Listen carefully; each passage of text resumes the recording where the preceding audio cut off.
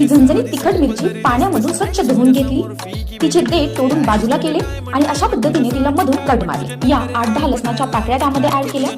मग मस्त तेल गरम करून जिरे, मोहरी, सोप याची छानशी फोडणी दिली. कट केलेली मिरची आणि लसूण या तेलामध्ये ऍड केला. तुम्हाला हवं असेल तर तुम्ही लसूण बारीकही करू शकता किंवा आहे तसा अख्खाही टाकू शकता. 3 ते 4 मिनिट ही मिरची चांगल्या पद्धतीने फ्राय करून घेऊया. दुसरीकडे एका बाउलमध्ये घेऊया दही, त्यामध्ये ऍड करूया हळद, थोडंसं मीठ, लाल तिखट आणि त्यासोबत गरम मसाला. अशा पद्धतीने एकदम छान मिक्स करून घेऊया आणि आता हे आपण त्या मिरचीमध्ये ऍड करूया. ऍड केल्यानंतर 4 ते 5 मिनिट त्याला मस्त एकजीव होऊन देऊ. थोडा वेळ त्याच्यावरती झाकण ठेवूया आणि आता पहा, दिसतीये ना आपली एकदम चमचमीत, चटपटीत, मस्त तिखट मिरची फ्राय.